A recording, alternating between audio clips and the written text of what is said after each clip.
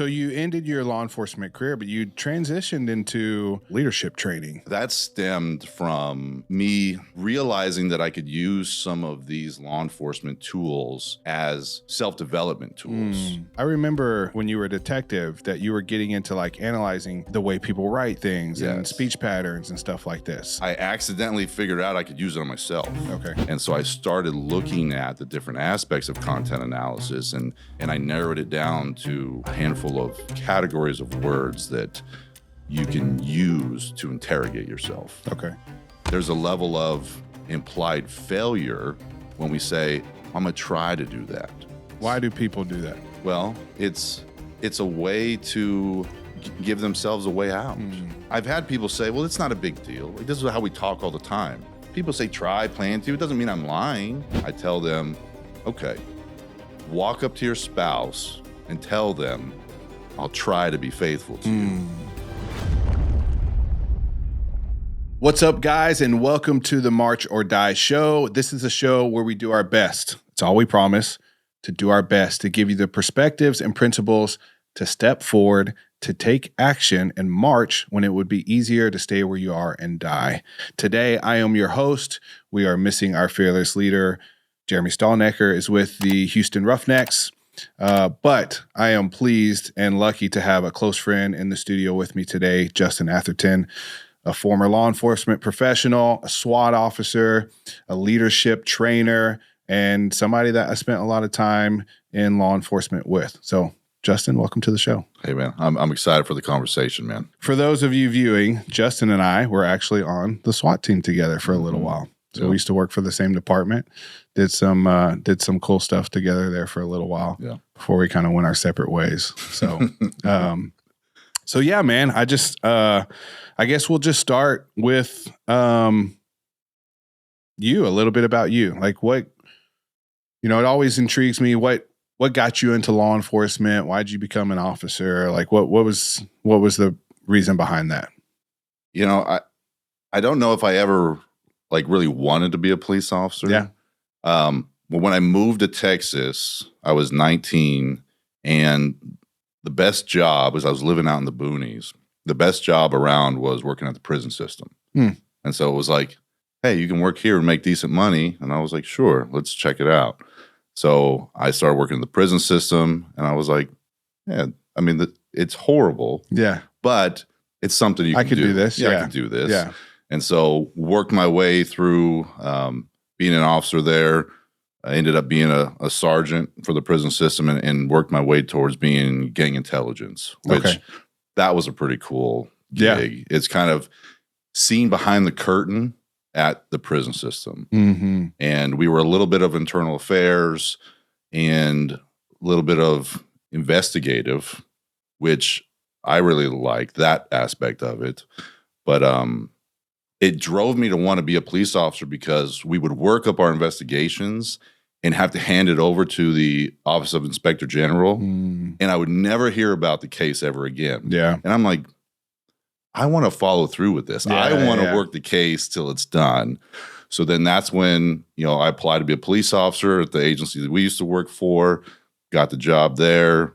Like you said, working on the SWAT team. I was a detective, sergeant over there as well. Yeah. And when I left there, went to another agency, smaller agency, but then promoted to sergeant again, moved up to Dallas area to be closer to my daughter, and promoted to lieutenant, ran the training department where I was teaching defensive tactics, leadership training, and that's where I ended my career, man. Yeah. Yeah, that's good. So you ended your law enforcement career, but you transitioned into what I would call leadership training. Yeah. Did that happen through, I guess, did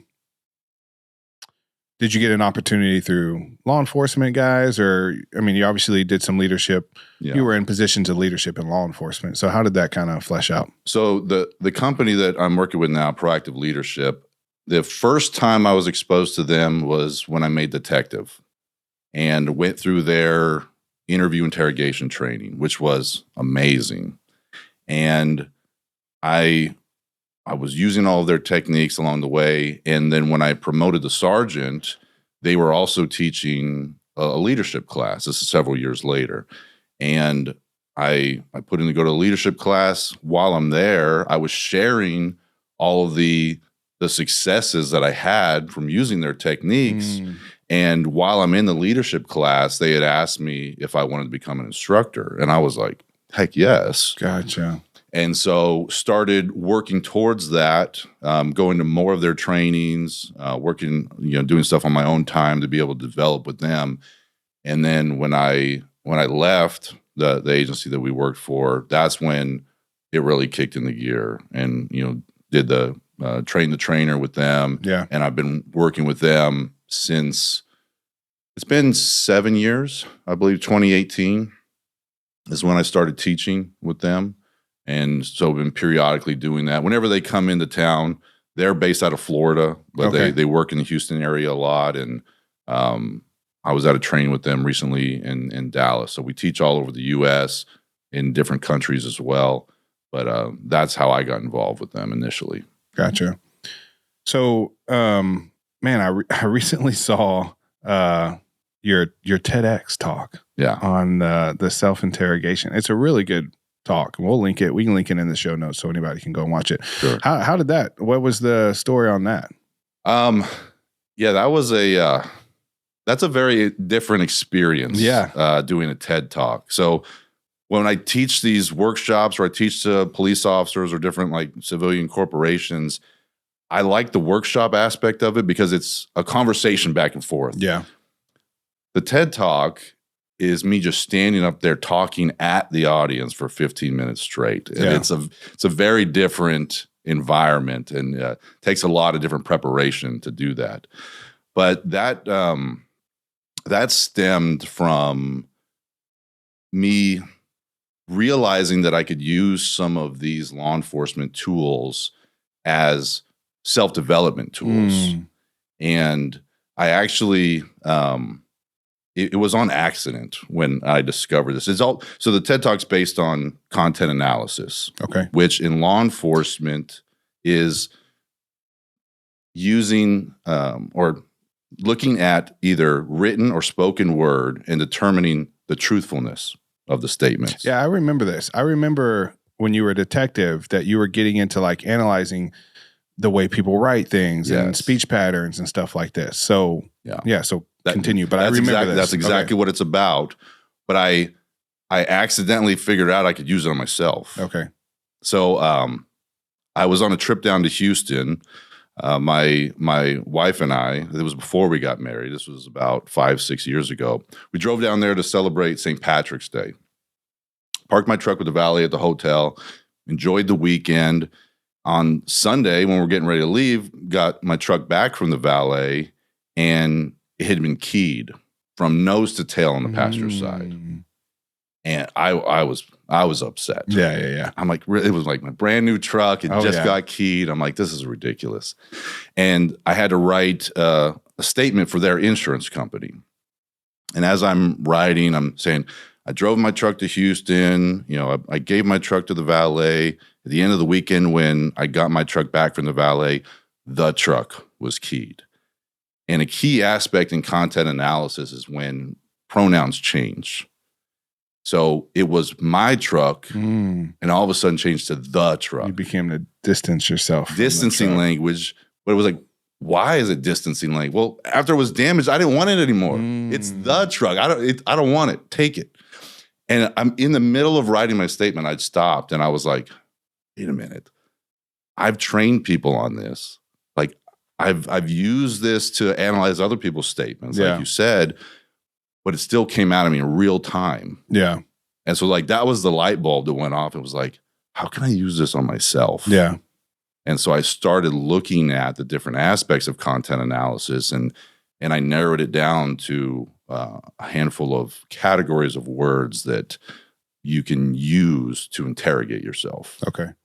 So let's dive. Let's give a little mini TEDx here.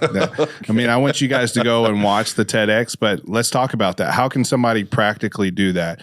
What are some ways to start to interrogate yourself? Sure. So I introduced it in the talk, the WAVE method. Okay. So step 1 is the words. Step 2 is awareness. Step 3 is verify. And step 4 is engage. So the words part is understanding the categories of words that we need to avoid.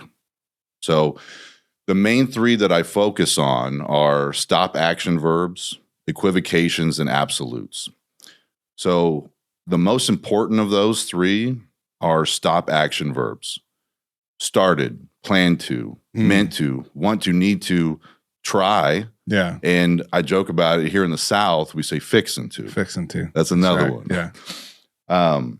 So when we use these words to talk about the actions we intend to take, it creates a plan B. There's a level of implied failure when we say, I'm going to try to do that. It's like, I'm going to plan to start eating better. Like, okay, well, are you going to do it or not do it? Yeah. So those are the most important ones. Why do people do that? Well, it's a way to give themselves a way out. I don't want to commit to this. Yeah. It's like, well, I'm gonna try it. Yeah. And if I fail, okay. Then it's okay because I gave myself that option. You gave yourself the option. Yeah. But if you actually analyze, this is where the interrogating yourself comes in. Do you really want to do it? Is this something that you want to complete, or is it just something you're saying that sounds good? Yeah. Hey, I'll try to be at your party on Friday. Okay. But you hear it too. I should be able to make that. Yeah, I might make it, right? All these words that are undermining us. Yeah. Because I don't want to tell you no because I feel like I'm going to hurt your feelings, to where you would respect a no better. If I said, hey, Sean, I can't make it on Friday. I've got another commitment. Yeah. If that doesn't pan out, I will be at your party. Yeah. But right now it has to be a no. Is this a learned? Is this a learned thing? Like, where do we get this? And maybe we're going back too far. But like, I mean, I'm curious now. How does this happen? Are we teaching this as parents to our children? Like, how does this? I have to assume that that's happened. I'd love to know like where it comes from. Maybe it's a politeness to the way that we speak. Yeah. But think about this level. I've had people say, "Well, it's not a big deal. Like this is how we talk all the time." People say, "Try, plan to." It doesn't mean I'm lying. And the challenge I give to anyone that is a skeptic, I tell them, okay, walk up to your spouse and tell them, I'll try to be faithful to you. Or I'll plan to be faithful to you. They're not going to accept that. The only way that they're going to accept it is I will be faithful or I'm going to be faithful to you. I promise to be faithful to you. I promise to be faithful to you. Yeah. I'm not, I'll try or I'll plan to. Yeah.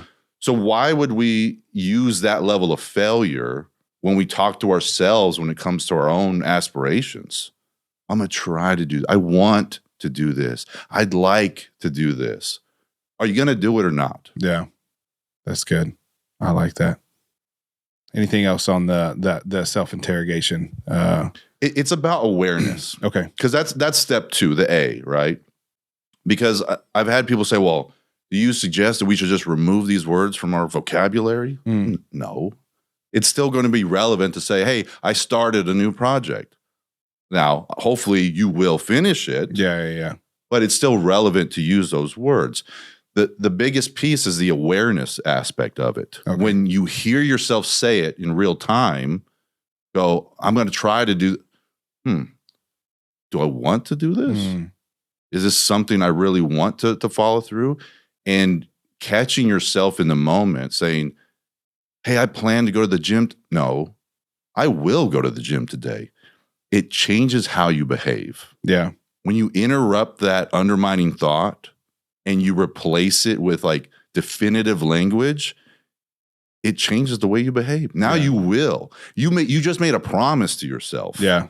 And now I have to follow through it because I told myself I will do this today. Yeah. It makes me think about like, if we operated this way, it would make us, obviously it would, I feel like it would make us meet our commitments more. Yes. Because we're giving ourselves a way out, right? Always, it's what we're doing. Constantly. Right? And so it makes me think something that I'm really big on right now is, and I don't do it perfectly, but I'm really busy season of life right now. And I've been practicing time blocking. Like I write down in my calendar, like this time frame is dedicated for this task, yes. right? Yes. And I feel like if we could even take this back to, hey, how can you plan your day out? How can you use this tactic to better plan your week, your day, right? Mm-hmm. Because I think if we started using these type of words and held ourselves accountable to, because again, like transparently, I feel like I said this recently to somebody inviting me to something. I was like, yeah, I should be able to make that, And it's because honestly, because I'm so busy right now. Yeah, you don't know that I'm not sure. Sure. But if I were to go and look at my calendar and look at my time blocked out, then I would know, yeah, I can make that, or no, I can't make that. And so anyways, it's kind of self-convicting for me. I mean, I love this because I am very big on like, hey, in order to become successful in life, we need to create strategies for success. Those strategies include a plan, an operation plan, whatever you want to call it, right? Yes. And that is going to mean that you have to sit down and catalog, write down what that plan of success looks like, and then hold yourself accountable to it. And this is kind of a different trail, but it kind of meets to me is like, hey, how we speak and talk can very much impact whether or not we feel like we can make this commitment or not. Yes. So anyways, please continue with the WAVE method. Yeah. I there's so many different avenues we can and you go can there. speak on that too. Yeah. I mean, feel free to dive into that. We'll finish the WAVE part because you kind of touched on some of these aspects already. So the V is verify. So this is something I tell my clients before we send out an email or text messages, or maybe it's communication to our clients. Oh yeah, this is verify. Verify it. Read back through. Are we saying undermining language in our marketing? Are we saying it in our email? I'm going to try to do this. You just have a verify level for yourself because you're not saying it, you're typing it out. And again, we're typing out what we're normally used to saying, our conversational aspects of it. Go back and read it. When I send an email that's going to go to numerous people, I probably read that dang thing like 10, 12 times. Yeah. Let me dissect this. Yeah. Oh, this can be misunderstood here. Let's change it to this. So the V is very important. Okay. To verify the content before you push it out. The E, you talked about this a little bit, but this is that engage with the accountability partner. Like, you have to involve other people in your life in this because you're not always going to be able to catch yourself. And so sharing this with your business partner, your spouse, and saying, hey, I need you to help keep me accountable for my words. When you catch me saying, I'm going to try or plan or I should, I need you to point it out to me so then I can make a choice whether to correct that language or not. So having that accountability partner, engaging with someone else that's going to hold you to that level, that is the most important part of applying the WAVE method. Yeah. Yeah, that's powerful. We talk a lot about accountability at Mighty Oaks. We call it your cornerman, staying in contact with your cornerman, right? Yeah. Somebody that can hold you to an extreme level of accountability. Somebody that you've invited into your life. Yes. And said, for the purpose, like, I am inviting you into my life so that you can hold me to this level of accountability. Yes. Because transparently, we don't do that with very many people, if any. The average person doesn't really allow somebody to speak to them on an extreme level of accountability. Yeah. And accept it as an opportunity to grow without offense. Well, it's uncomfortable for people. Yeah. And it's one of two aspects. It's either it's uncomfortable for me to have that type of conversation, or I feel like I don't want to make you feel uncomfortable. Yeah. But like you said, you have to invite that person in and say, hey, these are the standards that I want for myself. Can you please hold me to those standards? Yeah, that's good. Well, without completely going into the TEDx talk, because we want people to watch that. Definitely watch that. That's just a little teaser. But I do want to kind of transition a little bit into, obviously, the work we do at Mighty Oaks. We serve, military first responders who are dealing with, trauma. And, we know that in those communities, there's a high impact of trauma. And not to mention the trauma that they probably brought into their career before they ever impacted or dealt with any type of, issues on the job. So I guess let's talk about ways that, and it doesn't have to just be a first responder, right? It could be a professional, but let's just talk about ways that somebody can use some of these techniques to overcome trauma. changing the way you speak to yourself, I think, is a huge aspect for people that are feeling stuck in whatever that emotional place that they're at. Because what's the story that they're telling themselves? I'm no good. I always do this. I'm just whatever that is, right? Yeah. When you use these methods to change the way you speak to yourself, you realize you're lying to yourself, right? And when you start listening to the words that you're using, you get to ask yourself, you get to be your own detective and go, is this true? Is there any basis for this information? Yeah. Is this serving me? Like, are these words just something I've conditioned myself to say on a repetitive basis?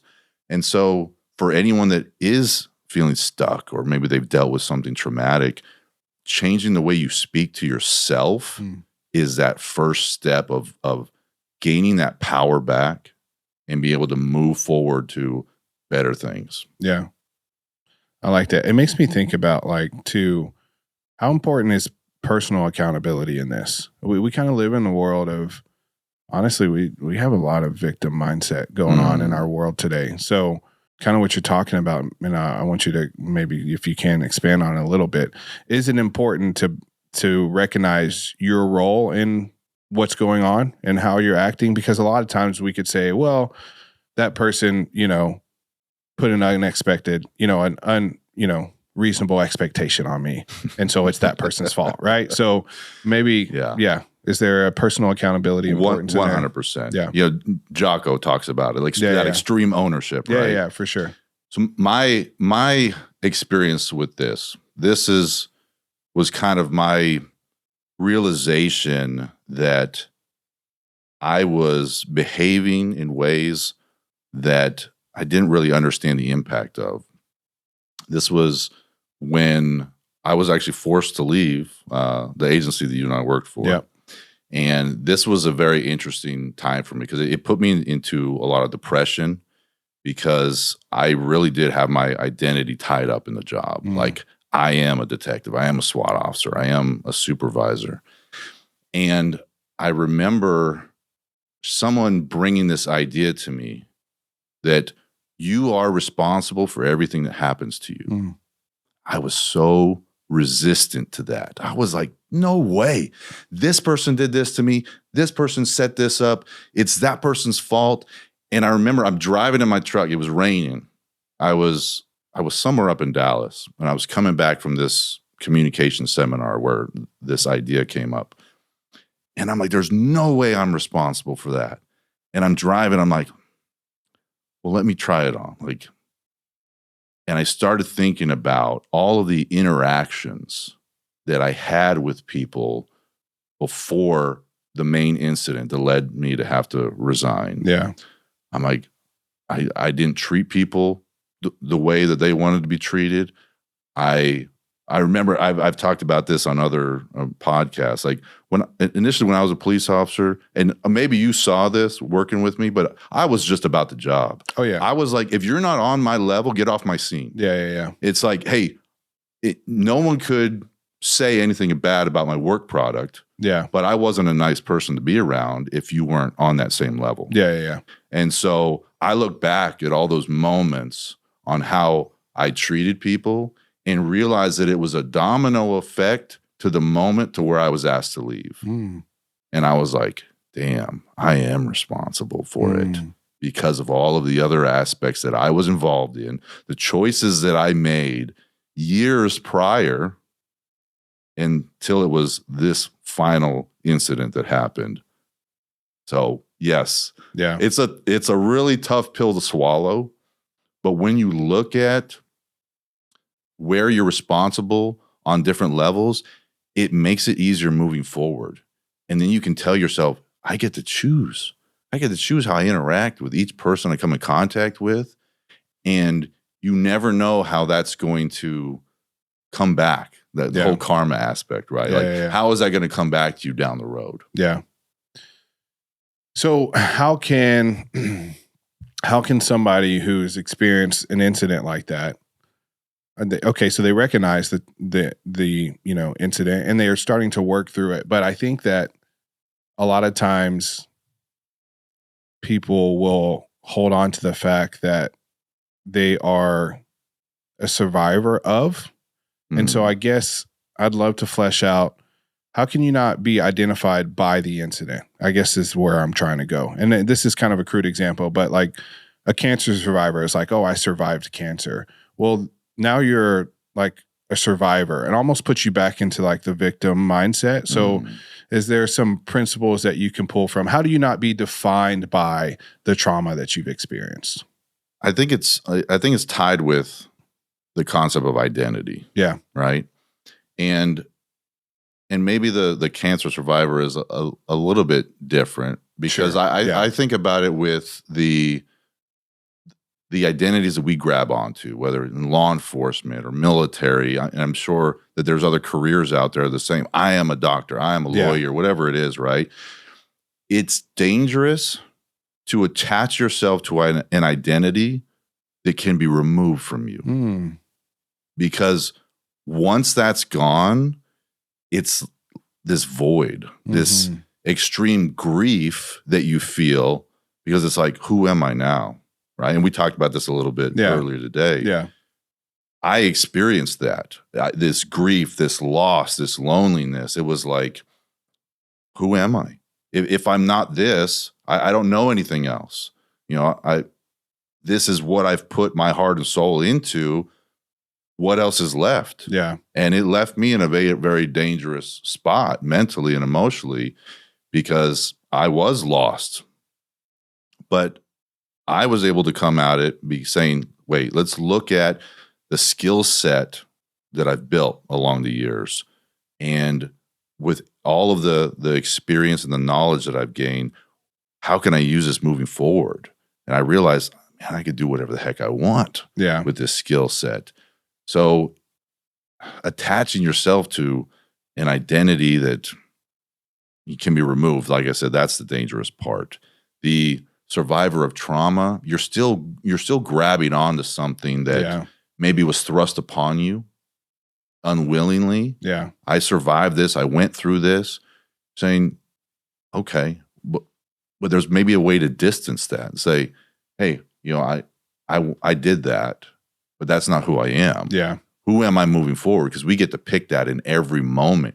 We have that responsibility to ourselves to choose how we interact with others and how we speak ourselves into existence. Yeah. I like that, man. I love that term, putting our identity in, the danger of putting our identity in something that can be taken away from us. At Mighty Oaks, our mission is to help people find their identity and purpose in a relationship with Christ, because we feel like that cannot be taken away from you, right? So I'm a cop. Well, I can not be a cop. I'm a soldier. Well, I cannot be a soldier. I'm a business professional, or, whatever the case, right? We put the list on. And I think that, this epidemic we see with suicide and in the military and first responder community is because, when these guys transition out of law enforcement, or maybe they feel like they failed at something that happened in law enforcement, or just the trauma and stress that gets built up over time through those jobs, just puts such an incredible weight on them, because that is all it is for them. Yeah. And so disconnecting from that, accepting it and recognizing it, processing it, but also like not allowing it to define you is so important. Yeah. And anyways, so yeah, that's super powerful.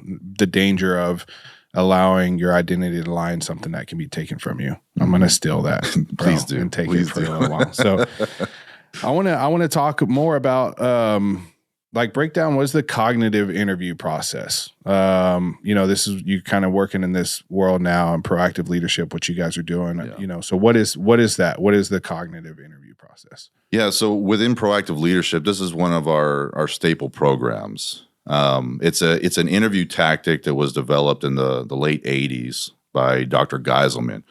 We call him Dr. G. He's a funny guy. But he helped us develop our curriculum, which we teach to law enforcement and outside of law enforcement as well. So the cognitive interview is a technique to use memory enhancing techniques Mm. to have a non-confrontational interview with someone. Because all of the police interviews that people see on TV, it's that you have to tell me the super truth. Like, confrontational. it doesn't work. Yeah. Right. And so using the cognitive interview in the right way, there's a lot of people out there pushing out the cognitive interview that only teach portions of it, or they teach it in the incorrect order. We actually have been signed off on by the creator of the cognitive interview on the process that we use.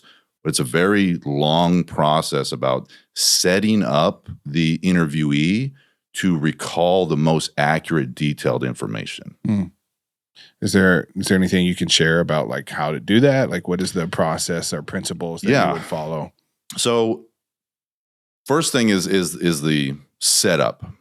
And most of the time you have the interviewer that wants to make it nonchalant, like, hey, this is only going to take a couple minutes and we'll get through this.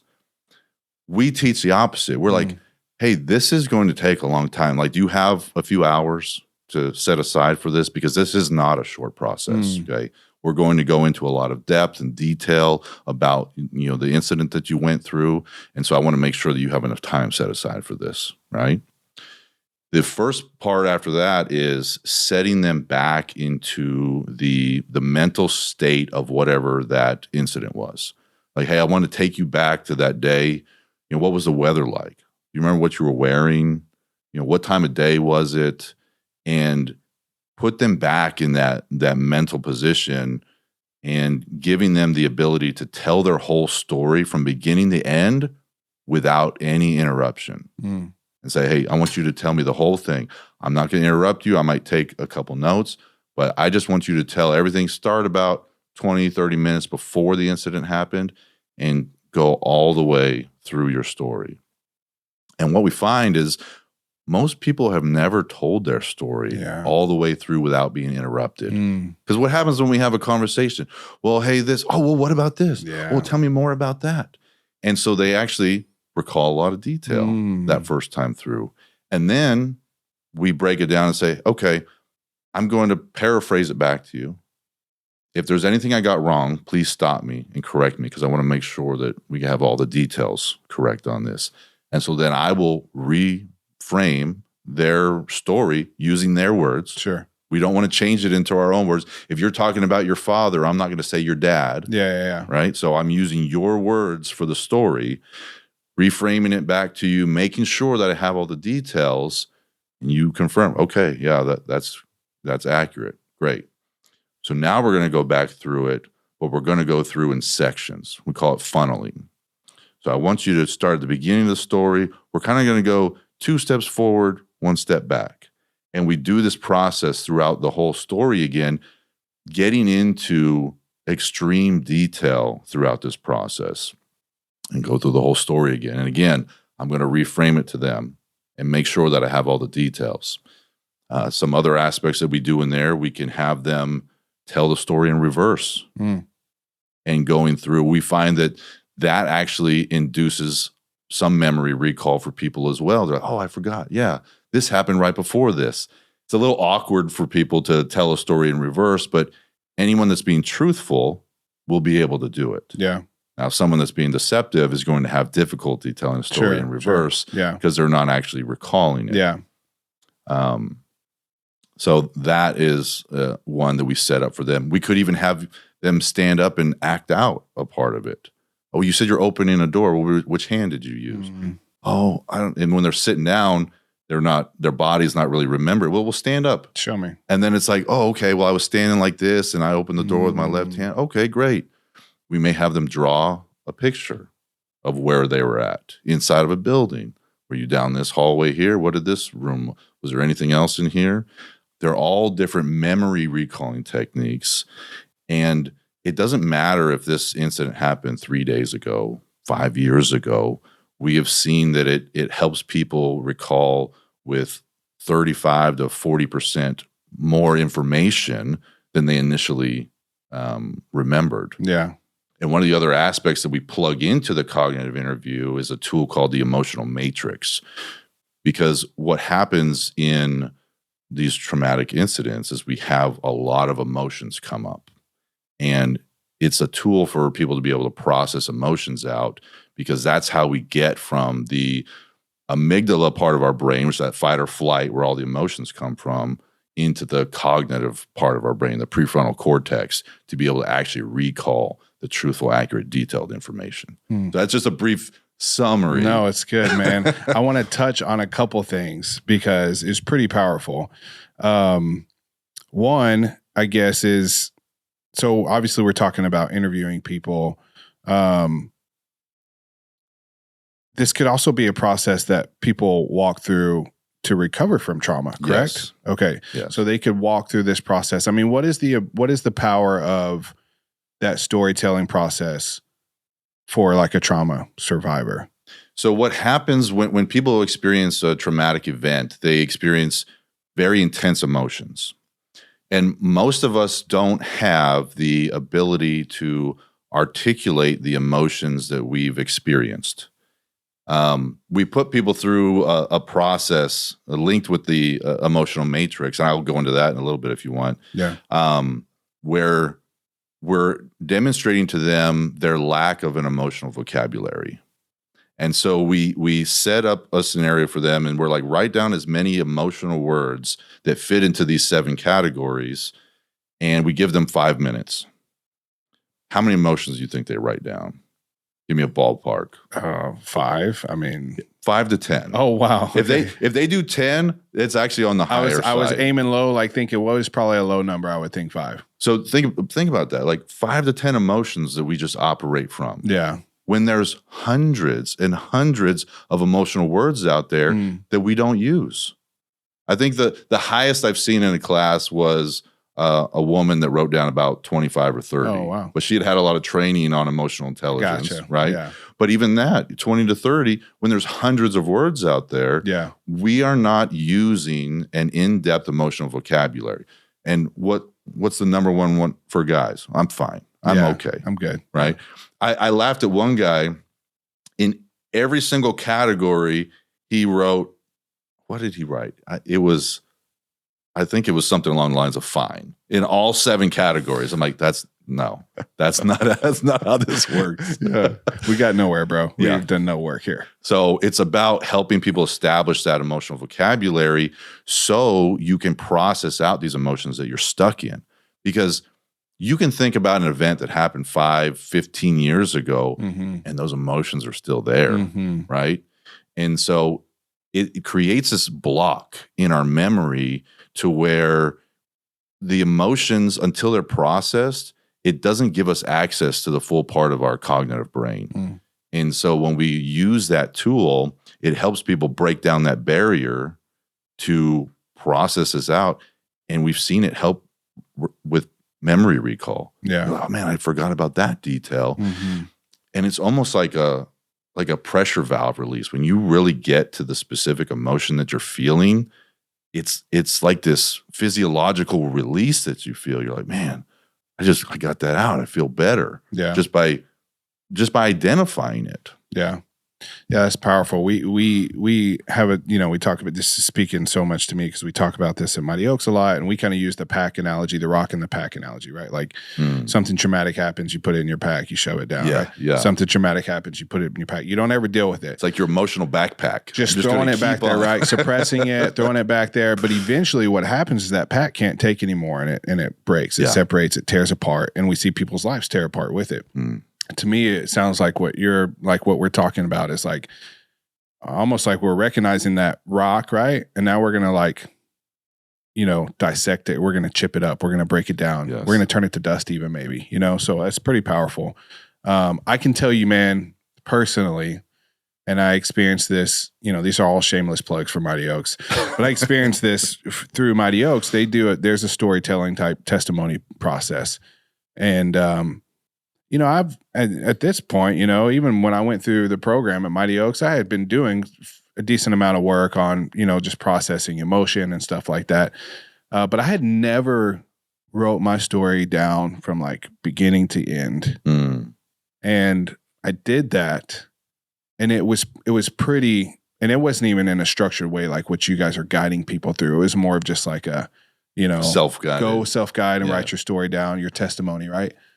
And so most of us, our testimonies start from, our story starts from when we're a child, it makes sense, right?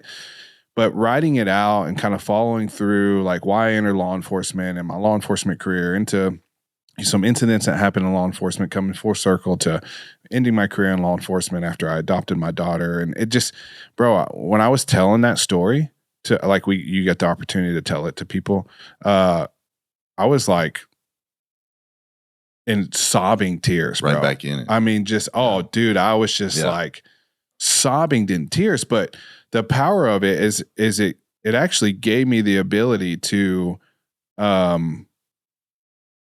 really process a lot of those emotions that I thought I had already processed. And I think I did to a point, but I think I still hadn't fully processed those emotions. I hadn't fully it's almost like I had never spoken it, so it was not truth.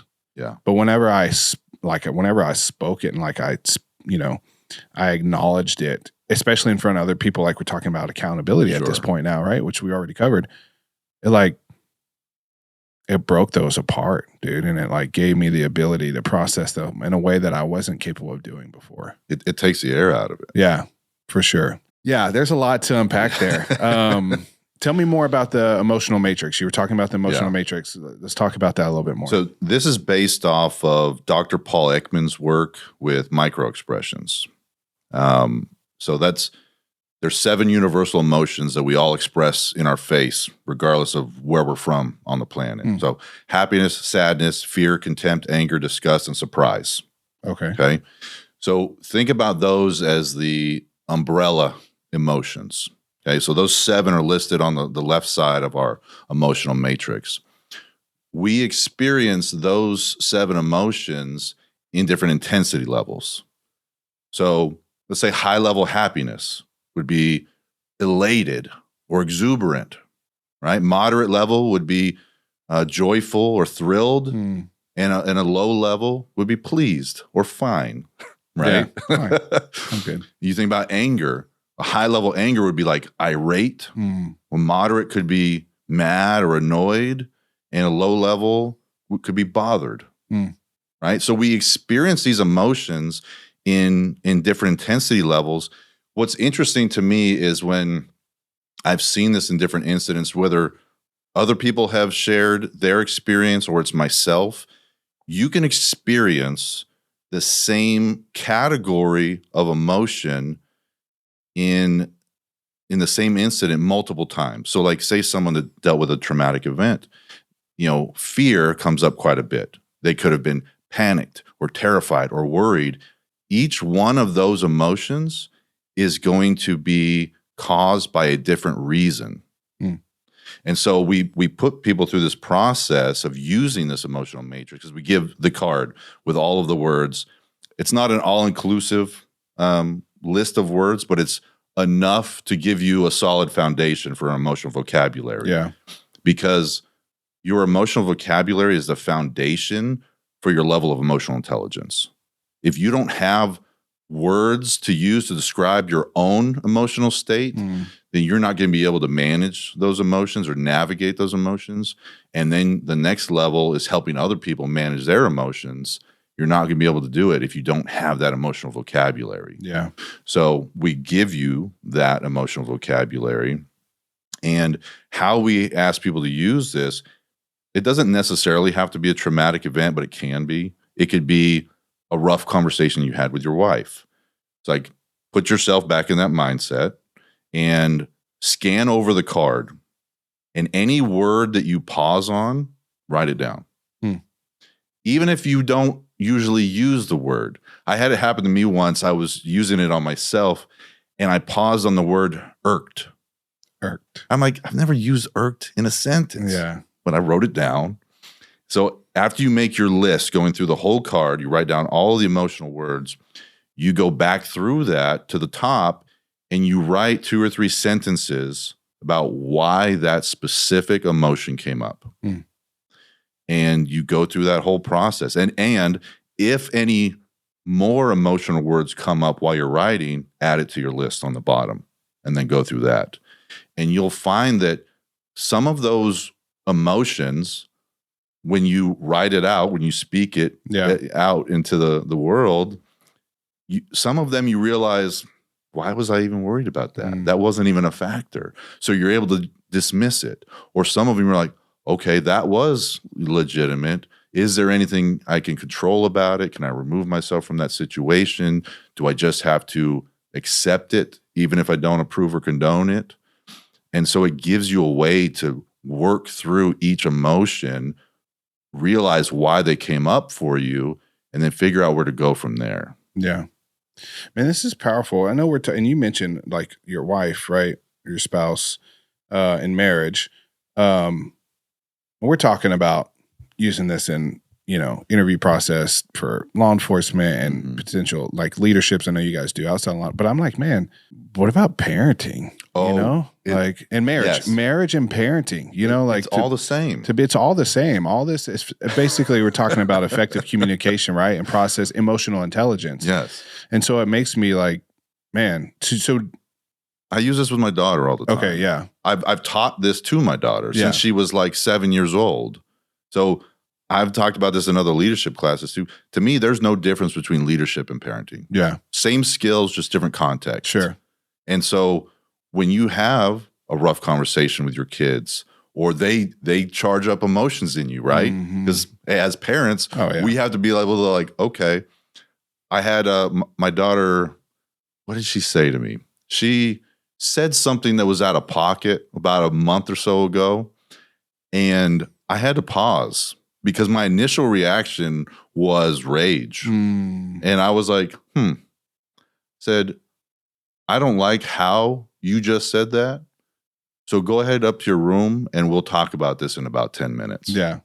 Because I knew that anything coming out of my mouth was not going to be productive. Yeah. Because I felt it physiologically, the anger that was triggered by whatever she said. Yeah. And I'm like, I need to process this before we have a respectful conversation about how to move forward.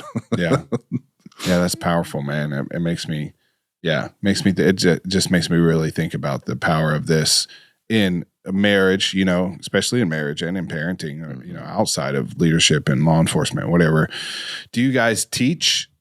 I mean, what if somebody's just a parent or a husband and wife? Can they come to a class through proactive leadership? How does that work? We have some online classes that would be more catered towards just the emotional matrix or just, parts about emotional intelligence. The majority of our classes are either law enforcement or they're based on our interview techniques for fraud investigators or risk management, human resources. People that are having those conversations to be able to get to the truthful, accurate, detailed information. I think for parents, you make me think about wanting to put together a course for parenting. I'm just starting to think, dude. You've got like we got to that launch a parenting and a freaking spouse program, bro. I think all of the skill sets would fit very perfectly into that. We just haven't created it on our end yet. Yeah, for sure. Well. Great idea. Yeah. I'm going to steal that from you. That's going to start happening. Oh, man. Oh, dude, so much we could probably sit here and talk for a lot longer on this. And we can definitely develop, in future episodes. But I guess, kind of to start closing out, what is the first thing somebody does when they feel stuck, when either they've had a traumatic, incident and they're feeling these, issues arising from that? Where do they start? I mean, how do they start processing this stuff? You have to get specific with the emotions that you're feeling. Because most of the time we use words like, I'm frustrated, or I'm just concerned about this. Those type of words are like using a shotgun to try to identify your emotional state, where we have to be the sniper and be like, no, I'm worried about this. I'm anxious about this. I'm upset about this. You have to get specific. Stop using these catch-all words or get out of your comfort zone of just saying, I'm fine. I'm okay. that's not going to work. And like you said, with your like emotional backpack, that's all you're doing is cramming it down in there. Yeah. So using this emotional matrix, and I'll send it to you so you can share it with your audience. So like I love to share that with everybody because it's a tool that we all can use, parents, leaders. Yeah. And I have it on my phone myself. And I just go through it and I'm like, hey, what emotions am I feeling right now? Because it could be before you walk in the house at the end of the day. Maybe you had a rough day. Yeah. You pull up in the driveway and you're like, what am I feeling? This isn't something I want to bring home. Yeah. So you sit in the driveway and you're like, let me process it. Well, I'm worried because of this. I'm a little anxious because of this. I'm bothered because of this. Okay. Nothing I can do about it here. And my wife doesn't need any of that. Yeah. And so it's a quick way to just process it. Now you may have to go back. Sure. Because some of these Dissect conversations, it's like it just starts the process and you're going to have to go back into more depth about it, but at least gives you a little bit of that pressure release. Yeah. To go into your next meeting, to walk into the front door of your home and not be on edge. Yeah. I like that a lot. I practice that sometimes. I come home and I still have to sit in the driveway and just be like, okay, there's a long day, stressful day, whatever the case may be. And like, because there, and this is bad about law enforcement, right, too. And we can both speak to this. Like, I don't want to bring law enforcement home. I don't want to bring what I do at work. And I'm speaking to law enforcement, but you could be a leader or an employee at any job, Yeah. Like, we need to be able to process the things that have happened. And then it's almost like, okay, now I'm going to process. I'm not going to shove this in my backpack. I'm going to process this. I'm going to dissect this a little bit, so that I can then now go be a husband and father, so that I can excel in this role without carrying this trash that I've just, built up during the day. Sure. And I think that's pretty important. So I like the precise, like sniper, like, hey, what am I feeling? Why am I feeling this? Let me take a couple breaths. Is this really a big deal? That's something that helps me a lot. It's like, is this actually a big deal? Well, let me share. So, this is something I created for my daughter. Yeah. I call it's C.R.A.M. It's just an acronym. Control. What can I control for this situation? Sometimes you can't, right? So you look at a situation. Is there anything I can do to make this different? If you can, do it. If not, you move on to step 2. R. Can I remove myself from the situation, or do I want to? Is it something I want to persist through, or is it something I'm like, I just need to walk out the door? Okay. You can't control anything. You can't remove yourself from the situation. I have to accept it. Now, this is where people get stuck, because acceptance does not mean that I approve or condone of what's happening. It just means that I'm accepting it as reality. So I can't control the situation. I can't remove myself, or I'm choosing not to. I have to accept it for what it is. Last one is just move on. What's next? And it's a simple process. I created this for my daughter when she was like 6, and I laugh because I'll bring it up to her nowadays and be like, "Hey, well, go through that process." She's like, "I'll just accept it." I'm like, "No, hang on, don't skip to the end. The first let's look at what can we control? Can we remove ourselves, or do we want to?" And so that is something I created for her. But man, how useful is that? Yeah, it's good, man. It's really good. Yeah, I like that. Good stuff, man. What about, how can people, what if somebody's like, man, I want to get you guys on to come teach at this or whatever that, how can people find what you're doing? Sure. They can either reach out to proactiveleader.com through there. My website specifically is Justin W. Atherton. And you do speaking too, right? So guys can get you to come out and speak and do that kind of stuff. I love getting up in front of people and speaking. I've created a keynote speech that's based off of my TED Talk, The Suspect Within. So that one, it really goes into more detail, because cramming all of that information in the 15 minutes was just the tip of the iceberg. Hard, just tip of the iceberg. For sure. Yeah. Cool. Any final thoughts, man, before we close? Anything else you'd like to add, or we went? There's so many different avenues we could go down. I know we barely scratched the surface. Well, I'll have to come back down and we'll do it again, man. We'll go into more detail. Cool. We'll do that for sure. We'll flesh it out a little bit more. So cool. Well, I appreciate you coming out, man. Guys, if you are watching this episode, please subscribe, give us a like, make sure you follow so that you don't miss any future content. And remember, when life is hard, when you're getting smacked in the face, when you're dealing with these issues and this trauma that we all deal with, you have two choices. You can take action, you can move forward, or you can stay where you are and die. The choice is yours. We'll see you guys next time.